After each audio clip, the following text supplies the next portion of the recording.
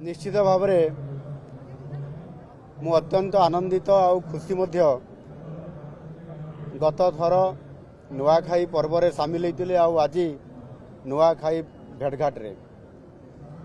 ये नुआखाई भेटघाट एक स्वतंत्र निरा कार्यक्रम नुआखाई उत्सव परे परस्पर भितर परिवार भितर सांग साथी बंधु मान सहित एकाठी भेट हवा एवं समस्त को नुआखाई शुभेच्छा जनवा ये गोटे पश्चिम ओडिशार तथा सारा ओडिशार गोटे निश्चित भाव एक आज गणपर्व होकर अच्छी आज नुआखाई भेटघाट ये राज्यस्तरीय उत्सव जार अध्यक्षता करुछंती आमर एठकार पूर्वतन मंत्री तथा आमर विधायक संबलपुर जयनारायण मिश्र महाशय तांको नेतृत्व रे सारा टीम आज प्राय मंत्री और विधायक मिसिले 20 जन पाखापाखि समस्त उपस्थिति रे हजार हजार लोकंकर उपस्थिति रे परस्पर भितर नुआखाई भेटभाट हवा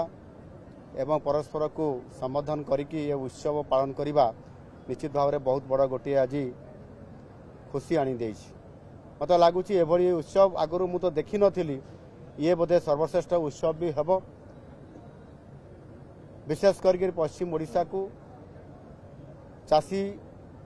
भाई भौणी माने जो माने चाष कार्य कृषि कार्य करुछंती एभली एक नियारा पर्व रे नुआ खाइबा नुआ शस्य को घर को आनिकी एवं ताहा सहित समस्तंकर सुख समृद्धि और शांति कामना करिबा यह आम समस्त को आज खुशी आनी देछि। आज ये मंच आज परस्पर भितर सरकारी दलर समस्त नेतृवृंद विरोधी दलर समस्त मान्यवर विधायक नेतृवृंद समस्त उपस्थिति आज नुआ सरकार आसिला परे ये गोटे नुआ परंपरा आज आरंभ करिछि पश्चिम ओडिशार आज सुख शांति एवं मैत्री भावना अणई पारिछि।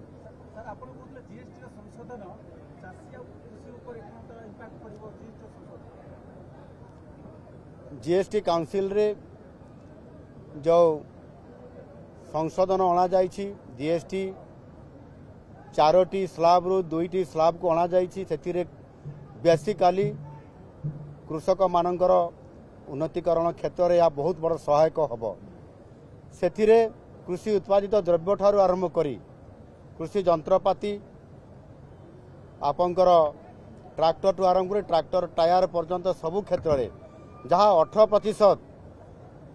12% हिसाब रे लागू होउतला ताकू 5% को आनिबा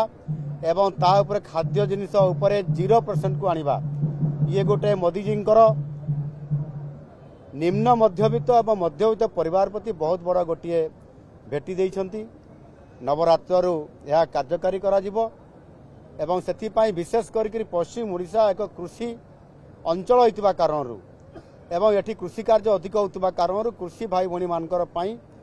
ये अधिक अर्थ संचय करिवार बहुत बड़ा गोटे माध्यम हबो आगामी दिन में आमर लोक माने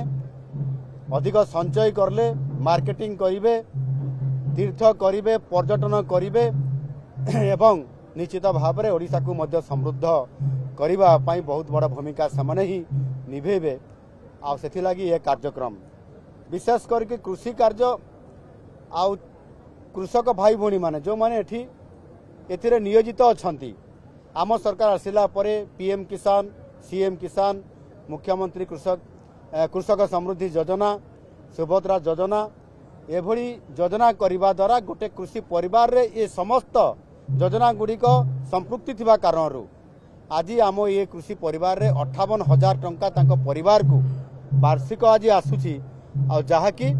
जो क्षति होउतला विभिन्न आपंकर प्राकृतिक विपर्यय कारणरू चाषीर जो लॉस होउतला ताकू भरणा करने सहित आज चाषी लाभान्वित हो पारुची आ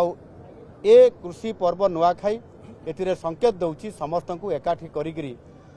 कृषि कार्य आगेवा सहित सुख समृद्धि कामना करिबा आ ओडिशा को समृद्ध ओडिशा रे पहुंच करिबा। धन्यवाद।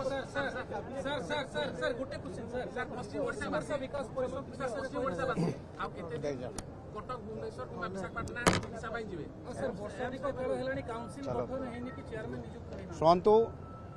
नुआ सरकार आसिला परे आज प्रति क्षेत्र में काम को त्वरान्वित कराउछंती आज संबलपुर म्युनिसिपालिटी कॉर्पोरेशन मध्य आम सरकार हस्तक्षेप करने द्वारा आज तार समाधान हो पारी। आगामी दिन में निश्चित भाव में निर्वाचन हम गणतांत्रिक पद्धति एवं ये संबलपुर महानगर निगम सहित अनेक विकास काम पश्चिम ओडिशा रे ये निश्चित भाव में हेब। आउ जो आंचलिक जो असामंजस्यता अच्छी जोटा इम्बालांस बोली कहती से जो अंचल उपेक्षित करा जाइथिला गत सरकार मानकरे दक्षिण ओडिशा विकास परिषद उत्तर ओडिशा विकास परिषद मध्य टास्क फोर्स गठन कराई से आधार में आर्थिक व्यवस्था भी करा जाउची। आगामी दिन में ओडिशार सर्वांगीन विकास पाई एवं समतुल विकास पाई आम सरकार सबुबले एथिरे प्रतिश्रुतिबद्ध आ ताकू